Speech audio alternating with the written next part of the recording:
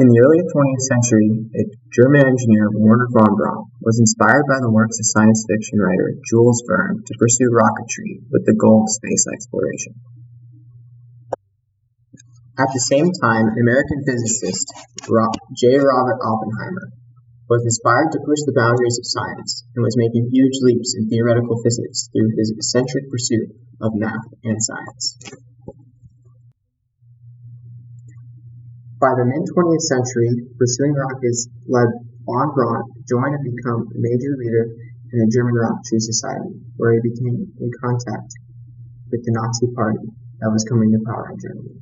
Eventually, he was contacted by members of the party to lead a German rocketry program that would develop a ballistic missile. For von Braun, this was a huge opportunity to advance his rockets. He would now have access to rare materials necessary for fuel, and his budget would be increased by several orders of magnitude. He accepted the opportunity without hesitation because he saw the future of rockets, and he saw this as a way to get him closer to that future. Von Braun's program was a huge success, producing functioning rockets before the end of the Second War. But he deeply regretted his use of designs as weapons. After the first successful deployment of the V-2 rocket, he said, "The rocket worked perfectly, except for the landing on the wrong planet." On the other side of the war, a group of physicists had heard rumors of the work being done in Germany to split the atom. The fear of the Nazi government, armed as an atomic superpower, led Einstein to sign off on a letter to Franklin D. Roosevelt encouraging the United States to begin its own atomic bomb program. Robert Oppenheimer, an experienced theoretical physicist, was chosen to lead the program, and chose to do so for the same reason. He believed he was working to protect his nation and was afraid of the consequences if Germany developed the atomic bomb first.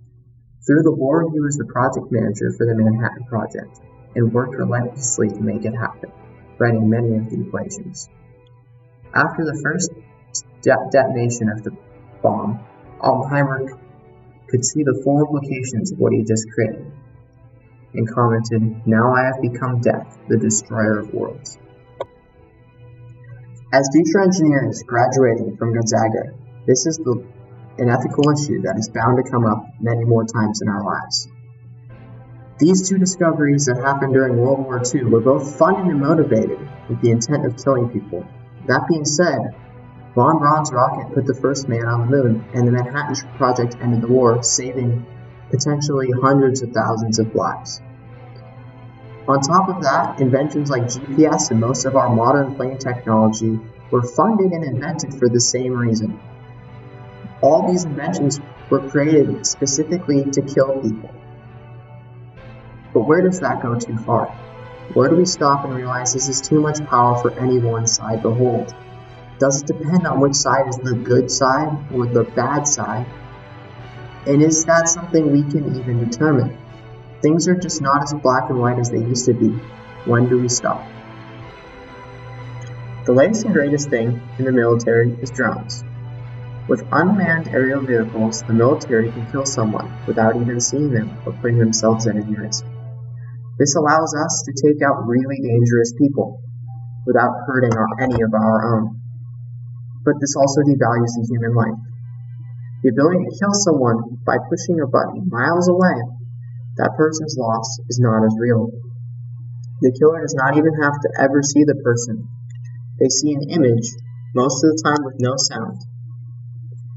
These new drones have all sorts of uses that are non-military. They're used for filming and for surveying and recreation. Is it unethical to use drones to kill people? When used by the right people, they can save lives.